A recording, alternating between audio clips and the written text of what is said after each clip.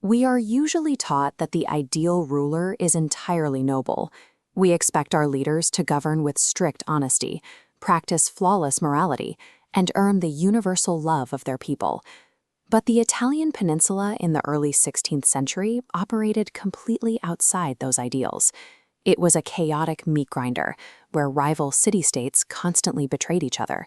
Popes funded assassinations, and foreign armies routinely invaded the countryside. At the center of this turmoil was the Palazzo Vecchio, the administrative heart of the Florentine Republic. For 14 years, a man named Niccolò Machiavelli worked inside as the city's top diplomat. He was a dedicated civil servant, taking on grueling, high-stakes negotiations to protect a severely outgunned republic.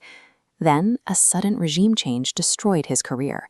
The powerful Medici family seized control of Florence, and Machiavelli was immediately fired, falsely accused of conspiracy, thrown in prison, and tortured. Facing total personal and financial ruin, he was exiled to a small farm.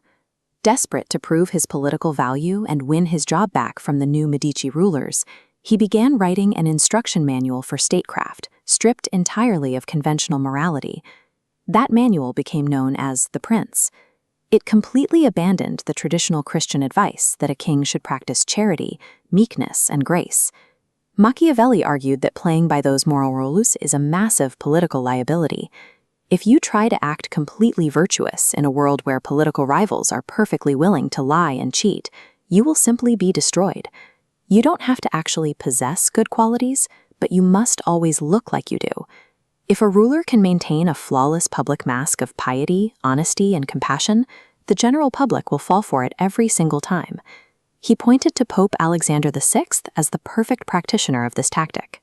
The Pope spent his entire career running political cons.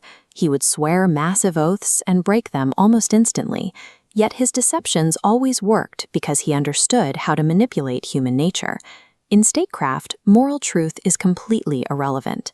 Managing public perception is the primary, most effective tool a leader has for maintaining their authority. This brutal pragmatism leads to the most famous question in the book.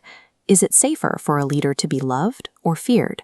While getting both is ideal, Machiavelli concludes that if you have to choose, you rely on fear. Love is held together by a fragile sense of obligation. The moment a crisis hits and people's self-interests are threatened, that loyalty completely evaporates. Fear is driven by the threat of punishment. That is a consistent, reliable mechanism that never fails to keep a population in line, regardless of the political climate. But there is a strict boundary to this strategy. A ruler must deploy fear without ever crossing the line into causing outright hatred. To maintain that balance, you simply keep your hands off your subjects' personal property and honor. To show how this works in practice, he highlighted the warlord Cesare Borgia. Borgia was undeniably ruthless, but he used his violence with extreme precision to eliminate rival factions, pacify a fractured region, and impose order. His actions weren't driven by blind sadism. Effective cruelty is a carefully measured instrument of statecraft, deployed specifically to prevent worse chaos down the road. Even if you execute every political maneuver perfectly, Machiavelli warns you must contend with fortuna, or fate. He compared luck to a violent, raging river that suddenly floods and destroys everything. You cannot stop the flood once it starts. The only defense is to spend your years of peace aggressively building dams, dikes, and political infrastructure so that when disaster strikes, the water is channeled safely away. You can minimize your risk, but a massive run of terrible luck can still take down the most cunning, well-prepared leader. The great irony of The Prince is that its tactics failed its own author. The Medici family effectively ignored his advice. Machiavelli spent the rest of his life on the political sidelines and died without ever getting his diplomatic post back. But after his death, his book began to circulate. Its stark descriptions of power dynamics completely dismantled the long-standing illusion that all European monarchs ruled by divine right.